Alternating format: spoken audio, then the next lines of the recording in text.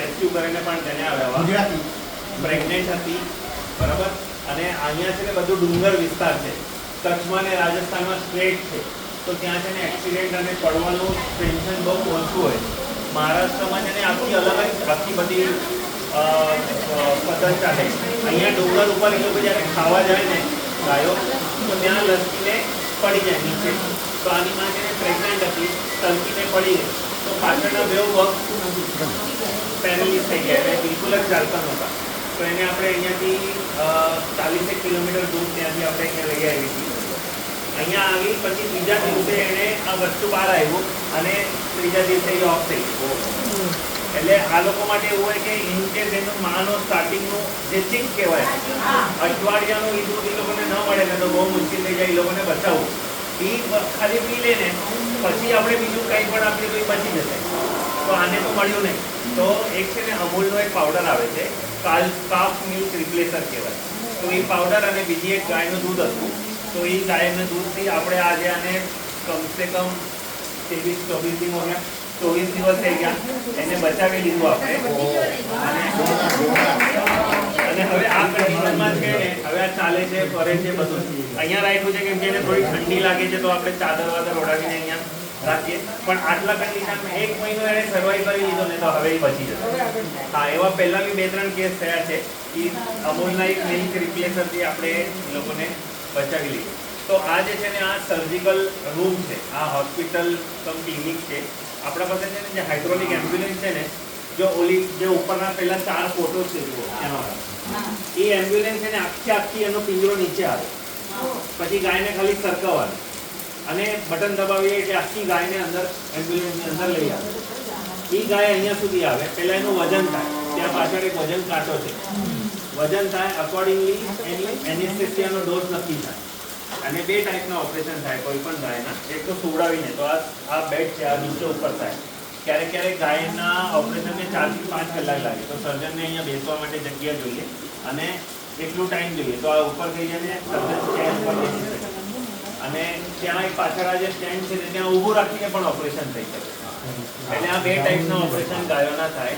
અહીંયા બાંધીને હમણાં વચમાં એક ગાયને છે ને આંખમાં કેન્સર હતું, આંખમાં આખી આંખ આમ બહાર આવી ગઈ હતી. તો ઓલો ફોટો છે જો કબાટની બાજુમાં પહેલો, હા એવી થઈ ગઈ હતી. તો બાજુમાં સર્જરી થાય છે, જો એ ફોટો છે. તો અહીંયા લાવી એને સર્જરી કરી, એની આંખ કાઢવી પડી અને પછી હવે એકદમ બરાબર છે. 6 મહિના થઈ ગયા અહીંયા અને શી હેઝ રિકવર્ડ. એ ગાયનો તો એવો કેસ હતો કે જે શેતકરી પુનાથી લાવ્યા હતા, એ ખેડૂત છે ને એને છોડવા તૈયાર નહોતો કેમ કે દૂધ આપતો હતો અને એ એની પીડામાં કેટલા વર્ષોથી હતી. તો એને લઈ આવ્યા, 15,000 આપ્યા, ત્યારે એને અહીંયા છોડ્યું, એને અહીંયા લઈ આવ્યો અને પછી એને બચાવ્યો. 22 વર્ષ એક ગાયની આયુ છે અંદાજે, અપ્રોક્સ 22 વર્ષની આસપાસ. એમાં બી અહીંયાની જે દેશી ગાયો હોય ને એ એમનું દૂધ બહુ ઓછું હોય. ગીર ગાય, કાંકરેજ ગાય ને એ બધી ગાયો છે ને એનું દૂધ બહુ વધારે હોય, 10-15 લીટર 20 લીટર આવે. અહીંયાની દેશી ગાયો જેવી 2 થી 3 થી 4 લીટર. પહેલા તો દૂધ જ નથી હોતું, બહુ જ ઓછું દૂધ હોય, એટલે બચ્ચાને બી પૂરું ન થાય. એને અલગથી પાછું અમને મિલ્ક રિપ્લેસર આપવું પડે. અહીંયાની દેશી ગાયોને બિલકુલ દૂધ નથી. તમે જોશો ને તો કોઈના થનર તમને નહીં દેખાય. જે ગીર ગાયો છે ને હાઈટ વાળી, લાલ વાળી, એ આઈડેન્ટિફાઈ કરી શકતો ગીર ગાય અને અહીંયાની દેશી ગાયો. કાન બહુ લાંબા હોય, લાલ કલરની હોય, મોટા હોય, હમ્પ હોય.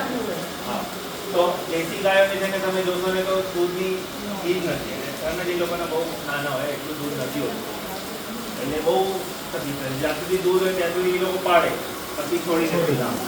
એવા બધા કેસને આપણે અહીંયા લઈ આવી અને ઘણા બધા એવા કેસ આવે. જો ત્યાં એક પહેલો કેસ છે, મોઢામાં બોમ્બ ફૂટી ગયો હતો. બોલું જો પહેલો દરવાજાથી પહેલો ફોટો છે. એટલે અહીંયા છે ને ડુક્કર માટે કંઈ બોમ્બ બનાવે કે ડુક્કર ચબાવે તો ફૂટી જાય, એવી એ બોમ્બ કોઈ ગાયે ચબાવી લીધી. તો એવા કેસ આપણે સર્વાઈવ ના થાય કેમ કે આખો ઝઘડો જ ન બચે. 2 દિવસ સલાઈન પર હોય પછી એ ડોક્ટર અહીંયા પરમનન્ટ જ છે આપણા પાસે.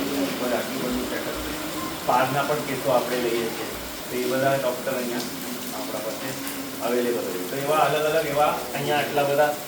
અને આવું સ્ટેન્ડ છે, એ લિફ્ટિંગ ટ્રોલી કહેવાય છે.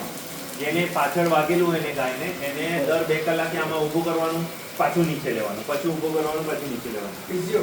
હા, એ ફિઝિયો થાય, એનું મસાજ થાય, ઘણી બધી એવી અલગ અલગ કરીને આપણે અહીંયા એ લોકોને બચાવ્યું.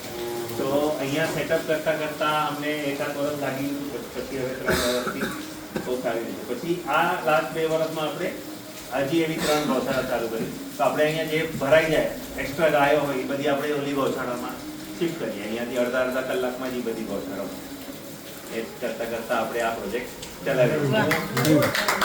મારી વાઈફ અમે બેવ અહીંયા હોઈએ. જ્યારે હું બોમ્બે જાઉં